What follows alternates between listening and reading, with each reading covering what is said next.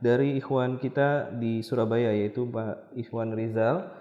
Beliau bertanya, Assalamualaikum warahmatullahi wabarakatuh. Waalaikumsalam warahmatullahi wabarakatuh. Bagaimana hukum sholat tanpa berwudu atau tayamum yang dilakukan para medis dalam menangani wabah saat ini? Mungkin yang dimaksud para medis yang menggunakan pakaian lengkap itu, Ustaz. Ya, mereka yang memakai APD itu kan memang tidak bisa lepas pasang ya. Sehingga sekali pakai ya dipakai sampai satu shift. Dan satu shift itu 8 jam. Beberapa waktu sholat biasanya. Berapa? 8 jam. 8 jam. Satu shift itu 8 jam. Nah, kemudian kalau mengalami seperti ini, apa yang bisa dilakukan? Kami sarankan ketika satu shift itu harus menggunakan APD dan tidak bisa dilepas, berarti pertama harus bisa ngatur waktu. Jadi mungkin pihak rumah sakit memberi bisa mengatur waktu agar satu shift itu tidak terlalu nabrak kepentingan sholat. Misalnya begini, kita buat shift pertama itu dimulai dari duhur, berarti jam berapa? Jam 1 misalnya. Duhur sampai jam 1 berarti sampai jam 10 malam. Otomatis nanti dia akan menghadapi 2 atau jam 12 sampai jam 9 ya. Dia nanti akan menghadapi 2 atau 4 waktu sholat. Duhur, asar, maghrib, isya. Nah, kita sarankan shift ini dimulai setelah sholat duhur.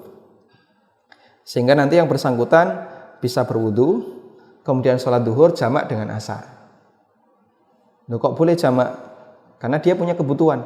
Dia sholat duhur jamak dengan asar, selainnya pakai APD. Nanti nyopotnya di jam 9. Begitu jam 9, dia bisa sholat maghrib, isya, jamak di waktu isya. Di jam 9. Nah, kalau bisa ngatur waktu seperti ini, insya Allah ini lebih baik. Karena menjamak sholat karena kebutuhan itu lebih ringan dibandingkan sholat tanpa wudu, tanpa tayamum. Sholat tanpa wudu, tanpa tayamum itu memang boleh, tapi berlaku bagi faqidut thaharatain. Orang yang sama sekali tidak bisa bersuci. Dan itu kondisi khusus seperti orang yang lumpuh. Ada orang lumpuh, dia nggak bisa ngomong, bisanya hanya kedip-kedip mata, datang waktu sholat. Di sekitarnya nggak ada orang yang bisa mewudukan dan nggak ada orang yang bisa mentayamumkan. Sampai ketika waktu sholat itu mau berakhir, dia sadar, ini saya belum sholat. Tengok kanan kiri nggak ada orang. Mau teriak nggak bisa, mau ngambil air nggak bisa, mau tayamum tangannya nggak bisa diangkat. Terus gimana? Silahkan dia sholat dalam kondisi tanpa wudu, tanpa tayamum. Dan itu kondisi darurat atau kondisi udzur yang membolehkan bagi dia untuk meninggalkan bagian yang merupakan syarat sholat. Tapi yang lebih ringan tadi adalah menjamak. Karena ini pilihan yang sebenarnya lebih parah dibandingkan yang pertama. Makanya kita sarankan kalau bisa jamak saja daripada sholat tepat waktu tapi tidak ada wudu, tanpa wudu, tanpa tayamum.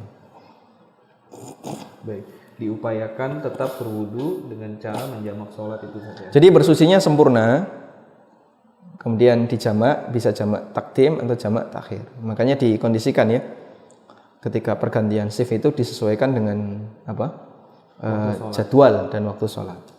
Baik, jazakallah khairan Ustaz.